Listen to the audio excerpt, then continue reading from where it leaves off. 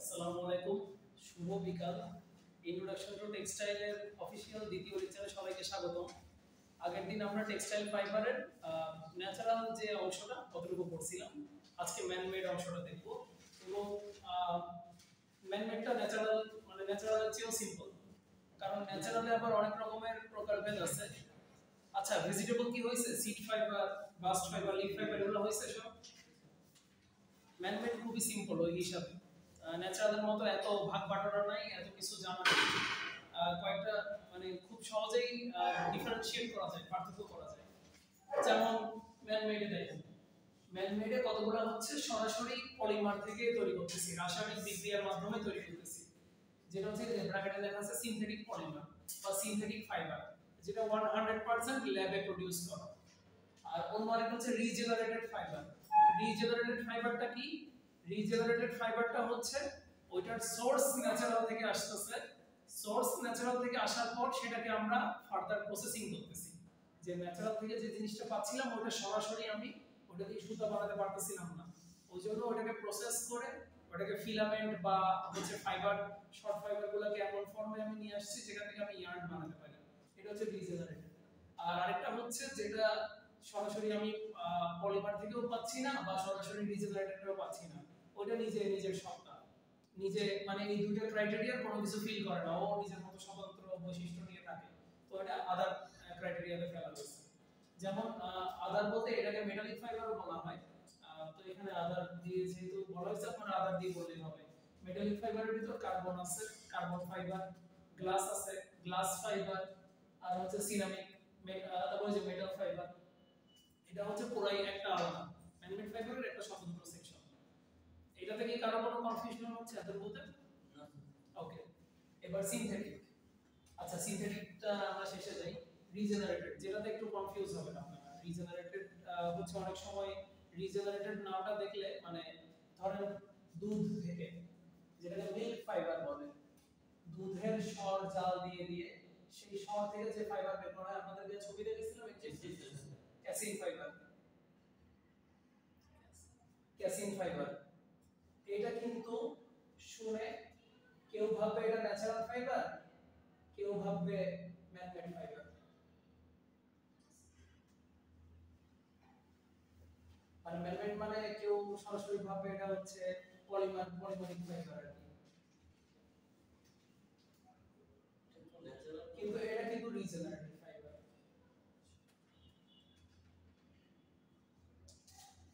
তারপর সবচেয়ে কমন একটা মিথ বা একটা কমন কনফিউশন, আপনারা নিজেরা টেক্সটাইল ইঞ্জিনিয়ার, এগুলো আপনাদের প্র্যাকটিক্যাল জিনিস জানতে হবে। এই যে আমরা যখন এই যে ভ্যানে যে টি-শার্ট গুলো দেখি বা সিজনাল যে কটনের টি-শার্ট গুলো বানানো হয় পিকনিকে বা হচ্ছে কোন একটা ট্যুরে গেলে, কোন একটা অকেশন উপলক্ষে, ইভেন্ট উপলক্ষে কম দামে যেগুলো বানানো হয়, বা আপনারা স্যান্ডউইচ যেগুলো দেখেন, বলে না খুব কনফিডেন্সের সাথে 100% কটন, 100% কটন বলে কিনা? ওইটা হচ্ছে রিজেনারেটেড। ওইটা রিজেনারেটেড ফাইবার, ওটা কটন ঠিক আছে, কিন্তু ওটা সরাসরি কটনের লং স্টেপল মানে কটনের যে ভালো ভালো ফাইবারগুলো, সেই ফাইবার দিয়ে সুতা বানানো, সেই সুতা দিয়ে ফ্যাব্রিক বানানো, ওই কটন মানে ওই ফ্যাব্রিক কটনের ফ্যাব্রিক না। এগুলো হচ্ছে কটনের যেসব ওয়েস্টেজ থাকে সেগুলো রাইট, ওগুলো রিসাইকেল করে বা ওগুলো হচ্ছে রিপ্রসেস করে রিজেনারেট করে, ওখান থেকে হচ্ছে এই যে এই রিজেনারেটেডের ভিতর সেলুলোজ স্টার দেখেন, সেলুলোজ, রিজেনারেটেড সেলুলোজ, রিজেনারেটেড প্রোটিন, প্রোটিন হচ্ছে যেগুলো হচ্ছে ওই যে অ্যানিমাল বেসড ফাইবার, যেগুলো প্রাণী থেকে, সেগুলো রিজেনারেটেড করে আলাদা করা যায়। ওখান থেকে যে দেখছেন রিজেনারেটেড প্রোটিন থেকে আবার অ্যানিমাল ফাইবার, আবার ভেজিটেবল। আর রাবার, রাবার নিজেও হচ্ছে রিজেনারেটেড, কারণ রাবার কি, রাবার একটা প্রকৃতি থেকে আমি পাচ্ছি না, তো সেটাকে আমি রিজেনারেট করে সেটাকে আমি ফিলামেন্ট আকারে আনতেছি, মানে ওটা ন্যাচারাল সোর্স থেকে পাচ্ছি, পাওয়ার পরে ওটাকে যে যখন আমরা কেমিক্যাল প্রসেসিং এর ভিতর নিয়ে যাচ্ছি তখন এটা রিজেনারেটেড হয়ে যাচ্ছে। আর যেটা দোকানের মিথ যেটা বলতেছিলাম, দোকানের যেগুলো হচ্ছে 100% কটন বলে বলে কম দামি ফাইবার বেচে, মানে কম দামি কাপড় যেগুলো বেচে, ওগুলো হচ্ছে সচরাচর অ্যাসিটেট। নামটা শুনছেন কিনা আগে? আবার ভিসকস হয়, সরি অ্যাসিটেট না, আমি ভুল বলছি, ওটা ভিসকস হয়। আবার অনেক সময় এরকম বলে ভিসকস রিওন, শুনছেন? ভিসকস রেয়ন, ওগুলো হচ্ছে রিজেনারেটেড ফাইবার থেকে তৈরি প্রোডাক্ট, ওই জন্য ওগুলো কম দামে দিতে পারে। আবার ওরা যেটা বলে যেটা কটনের, মানে কথাটা মিথ্যাও হয়। আচ্ছা,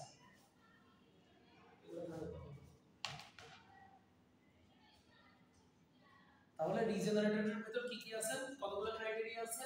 রিজেনারেটরের ভিতর অ্যালজিনেট আছে, অ্যালজিনেট, অ্যালজিনেট নিজে কিন্তু একটা যৌগ, অ্যালজিনেট দিয়ে ট্রিট করে যে ফাইবারগুলো আমি পাচ্ছি সেগুলো রিজেনারেটরের ভিতর অ্যালজিনেট।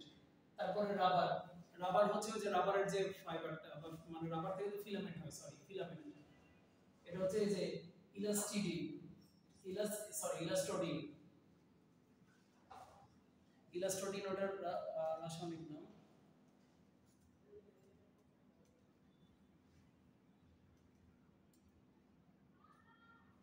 পানোভুল মিক্সার, ইলাস্টোডাইন।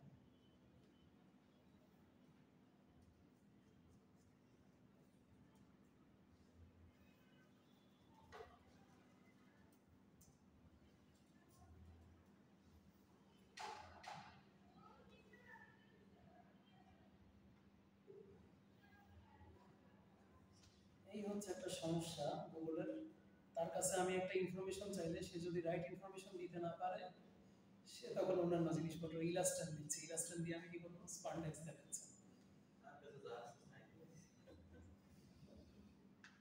আচ্ছা, স্যার এটা তো অনেক সময় যে আমরা ফেব্রিক তৈরি করার সময় যে সুতাটা ইউজ করি ওটার ভিতরে একটা ল্যাকড়া থাকে, ল্যাকড়াও কি ওই ল্যাকড়া, যেটা আপনি ল্যাকড়া বলতেছেন, ওইটার হচ্ছে বাণিজ্যিক নাম বা ওটার আসল উচ্চারণ হচ্ছে লাইক্রা।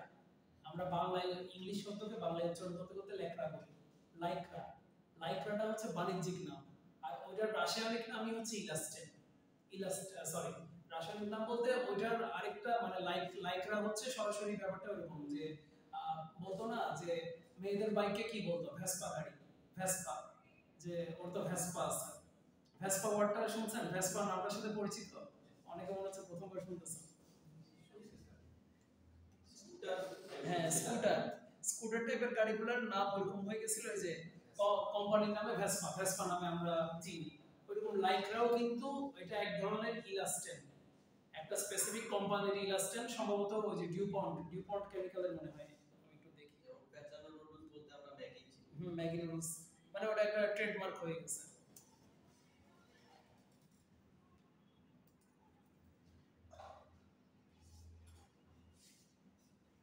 এই যে ডিউপন্ট দেখছেন, ওই ডিউপন্ট কেমিক্যাল মানে ওটা হচ্ছে ওদের কি বলবো, ওদের লেগেসি, ওদের লেগেসি, ওরা হচ্ছে এই টেক্সটাইল সেক্টরে, ডাই ডাইস এন্ড কেমিক্যাল সেক্টরে এসে ওরা হচ্ছে একটা মানে খুবই বিখ্যাত আর পরিচিত একটা নাম, এর মতো আর কি, যে AC, general, general electronics, general AC, ওটা দেখছেন কে কে, অনেক পুরাতন আমাদের এসি, এই নতুন ডিজাইন না, ওগুলো হচ্ছে পুরাতন বক্স বক্স টাইপের, বক্স বক্স টাইপের। হ্যাঁ, আর ওই জেনারেল এসি কারণ জেনারেল, এই জেনারেল এসি হচ্ছে জেনারেল ইলেকট্রনিক্স এর পণ্য। এই জেনারেল ইলেকট্রনিক্স কার খোলা জানেন, কার কোম্পানি? খুব নামকরা বিখ্যাত একটা বিজ্ঞানের কোম্পানি। লাইট বাল্বের আবিষ্কারক কে? বিদ্যুৎ বাল্ব আবিষ্কার করছে কে? 1678 বা সামথিং এরকম শতাব্দীতে Thomas Alva Edison. Thomas Alva এডিসনের কোম্পানি হচ্ছে জেনারেল। সেই জেনারেল ইলেকট্রনিক্স এর এসি বাংলাদেশে আমরা আগে ইউজ করতাম, এখন আরো অন্যান্য এসি চলে আসছে। তো লাইক্রা এটা হচ্ছে ডিউপন্টের পণ্য, মানে ওটা হচ্ছে যে ম্যাগি নুডলস এর মতো, যেভাবে আপনারা মনে রাখতেছেন ঠিকই ওইভাবে ওই লাইক্রাটার কেমিক্যাল নেম হচ্ছে পলিইউরেথেন, পলিইউরেথেন।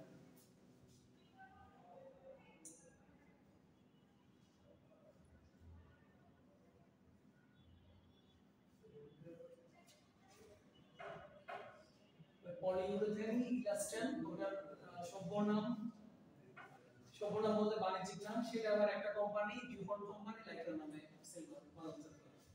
আচ্ছা, এবার আবার আমরা রিজেনারেটরে ফেরত আসি।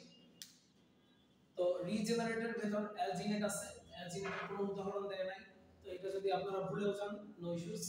রাবার, রাবার হচ্ছে ইলাস্টোডাইন, যদি রিজেনারেটর লেখেন রাবার লিখতে হবে, ইলাস্টোডাইন লিখতে হবে। রিজেনারেটর প্রোটিন, রিজেনারেটেড প্রোটিনের ভিতরে দেখেন অ্যানিমাল ক্যাসিন ফাইবার খুবই বিখ্যাত একটা ফাইবার, মিল্ক ফাইবার ক্যাসিন, এটা খুবই ইম্পর্টেন্ট একটা পয়েন্ট। তারপর রিজেনারেটেড সেলুলোজ, ওটা হচ্ছে যে রেয়ন, রিজেনারেটেড সেলুলোজ সেটা হচ্ছে রেয়ন।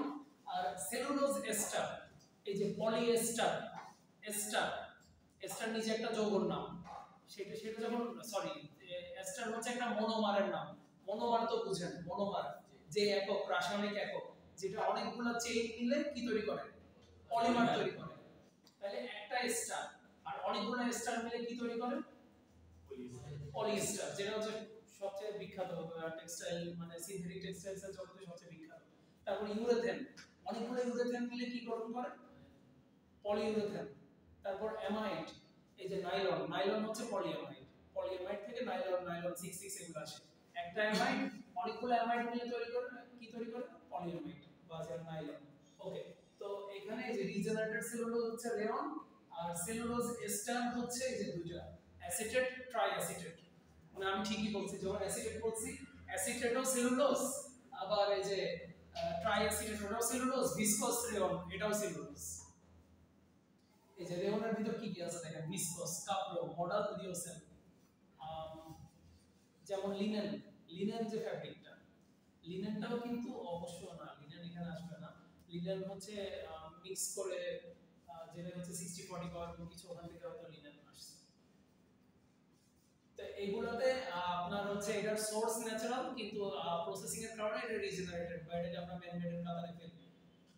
আর আমরা যে ইয়ার্ন ম্যানুফ্যাকচারিং, যেগুলো আমরা সরাসরি ইয়ার্ন ম্যানুফ্যাকচারিং 1 আর 2 তে পড়বো, ইয়ার্ন ম্যানুফ্যাকচারিং 1 তো পার নাই এবার কেউ, নেক্সট সেমিস্টারে পাবেন ইয়ার্ন ম্যানুফ্যাকচারিং 1 2, আগে 2 পাবেন সম্ভবত, এরপরে 1 পাবেন।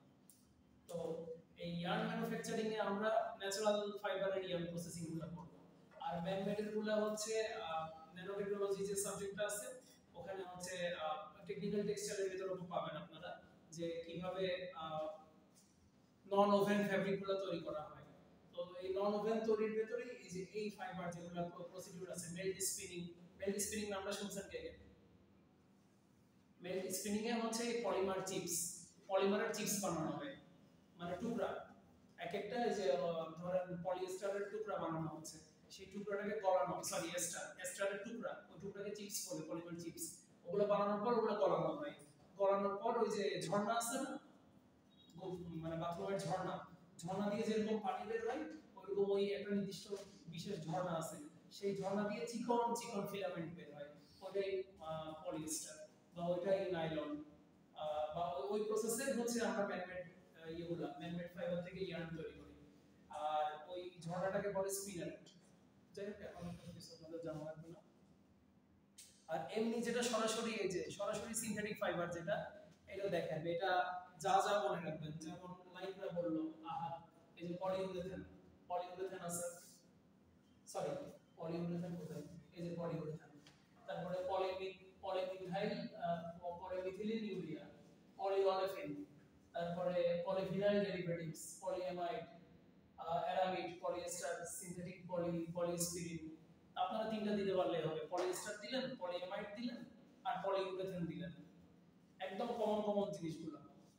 যেটা হচ্ছে নাইলন, নাইলন কি, পলিঅ্যামাইড, সবাই একটু খাতায় দুটো শব্দ লেখেন, নাইলন সমান পলিঅ্যামাইড, যাতে মাথায় সেট হয়ে যায়।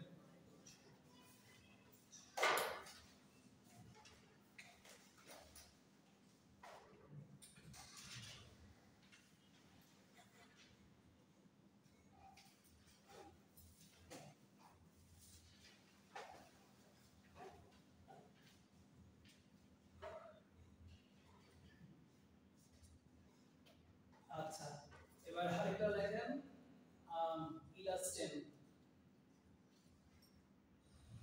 সমান লাইক্রা সমান পলিইউরেথেন।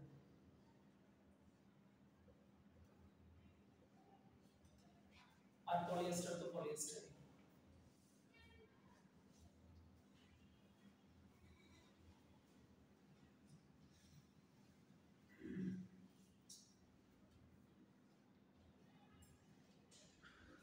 আচ্ছা আরিফ, এখন কি তিনটা রিজেনারেটেড ফাইবারের সোর্সের নাম বলতে পারবেন? রিজেনারেটেড ফাইবার হুম, উৎস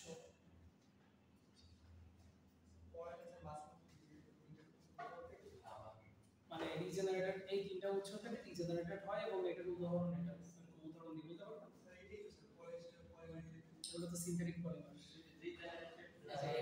এটা হচ্ছে সিনথেটিক রাবার হ্যাঁ কে বললেন আবার বলেন একজন বলেন হ্যাঁ আহার বলেন অ্যানিমেল হ্যাঁ ভেজিটেবল রাবার অ্যানিমেল ওটা হচ্ছে রিজেনারেটেড প্রোটিন ক্যাসিন যেটা আপনি হ্যাঁ যেটা অ্যানিমেল মানে আপনি অ্যানিমেল দিয়ে মনে রাখছেন ঠিক আছে ওটা হচ্ছে রিজেনারেটেড প্রোটিন সেখান থেকে ওই যে ক্যাসিন একটা হলো তারপর আর দুটো বলেন রিজেনারেটেড ফাইবার উৎস এই যে এখানে রাবার একটা হ্যাঁ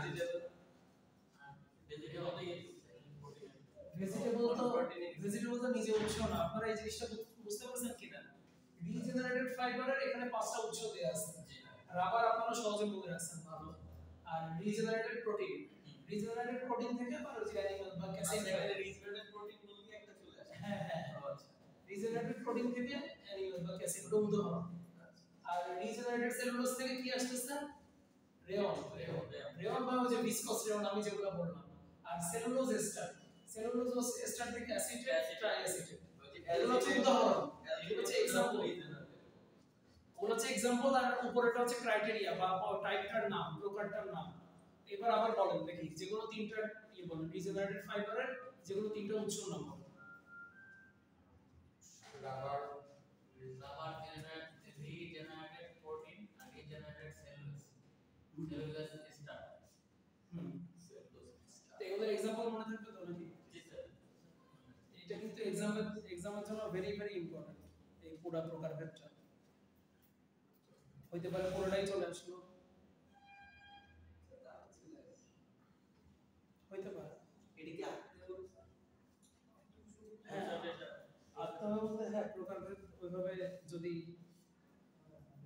স্যার ফ্লোচার্ট আকারে যেভাবে দেওয়া আছে মানে প্রশ্ন যদি বলা হয় যে এটা ক্লাসিফিকেশনটা ড্র করো একটা ডায়াগ্রাম আকারে দাও তখন ওটা ডায়াগ্রাম আকারে দিতে হবে যদি বলা হয় যে প্রকারভেদগুলো লেখো তখন এরকম ভাগ ভাগ করে আপনার নিজের সুবিধা মতো পুরা প্রকারভেদটা লিখে দিতে পারলে হচ্ছে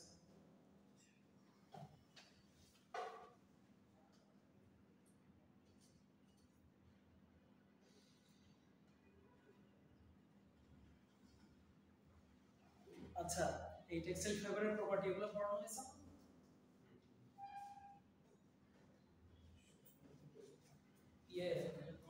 ইন্ট্রোডাকশন টু টেক্সটাইলে ক্লাসে যেগুলো আমি ক্লাস ওয়ার্ক করাই ওগুলা কি খেয়াল আছে ওগুলো যেগুলো প্রশ্ন বিভিন্ন প্রশ্ন লিখতে দিই আগের দিন একটা প্রশ্ন লিখতে দিছিলাম ওগুলো কি খাতায় আছে কারণ বের করার আগের দিন আমি কি দিছিলাম কত ক্লাসে মানে আমার ক্লাস আমার কত ক্লাস কত হ্যাঁ কত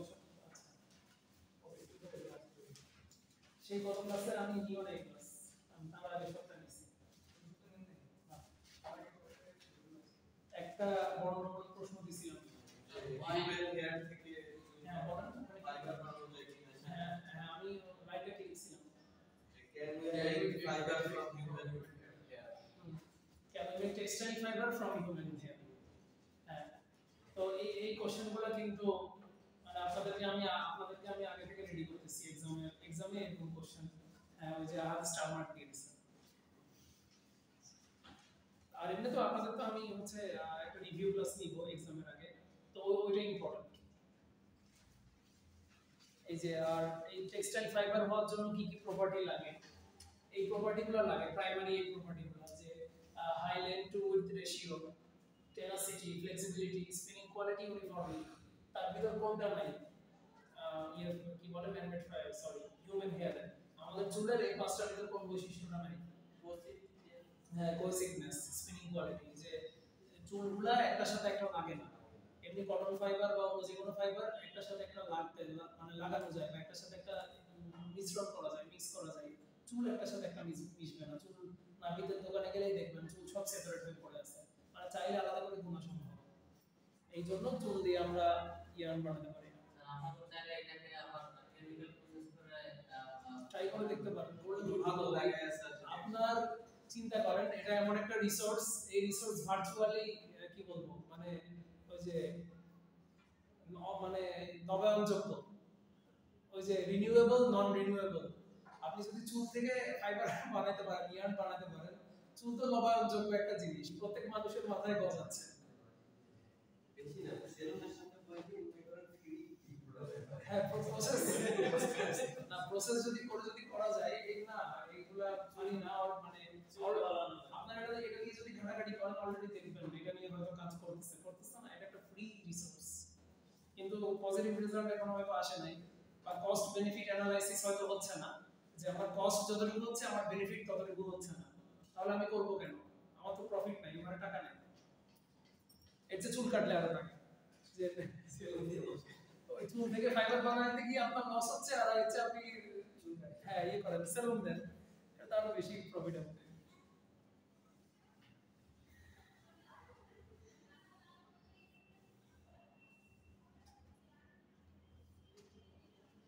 আচ্ছা এই প্রকার ক্ষেত্রে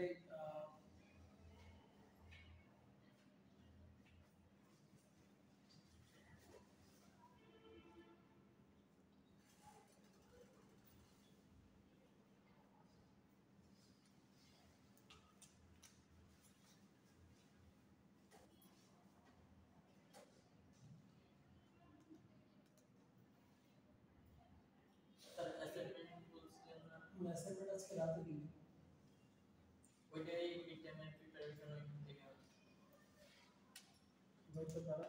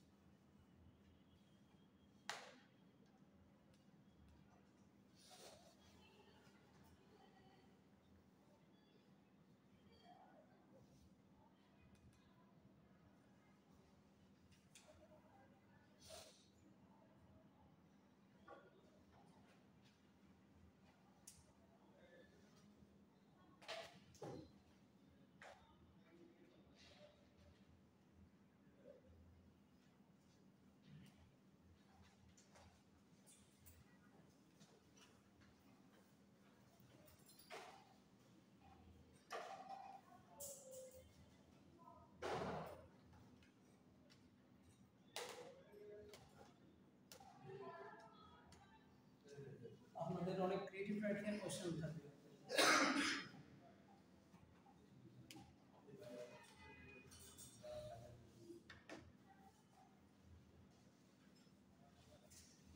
এমন একটা ক্লাস ওয়ার্ক সবাই না,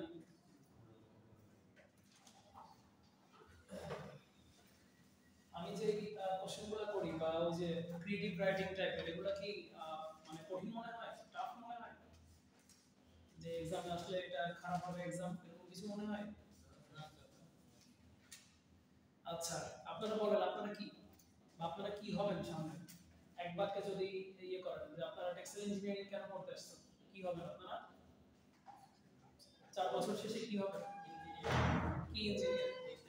টেক্সটাইল ইঞ্জিনিয়ার। আচ্ছা ওই পড়া আমি আসছি।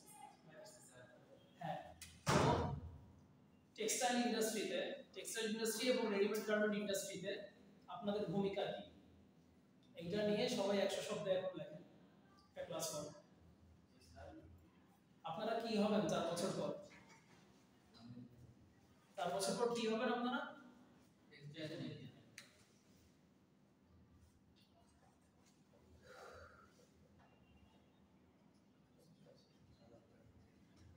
এটা একটা কিওয়ার্ড বুঝেন তো, কিওয়ার্ড চিনেন তো? হ্যাঁ আপনারা জব করবেন টেক্সটাইল ইন্ডাস্ট্রি এবং garment industry, textile and RMG industry. তো টেক্সটাইল এবং আরএমজি ইন্ডাস্ট্রিতে আপনাদের ভূমিকা কি, আপনাদের ভূমিকা কি হবে বা আপনাদের কাজ কি, টেক্সটাইল এবং আরএমজি ইন্ডাস্ট্রিতে আপনাদের কাজ কি, বা আপনারা কিভাবে টেক্সটাইল এবং আরএমজি ইন্ডাস্ট্রিকে বেটার করতে পারবেন, এটা এখন 100 শব্দে লেখেন।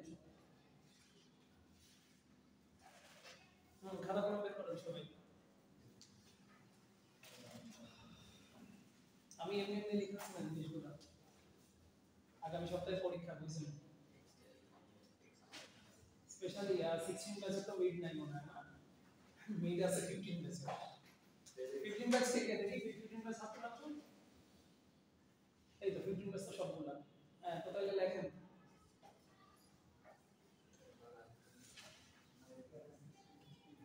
আচ্ছা আমি তাহলে একটু 2 মিনিট আসরের নামাজটা পড়ে আসি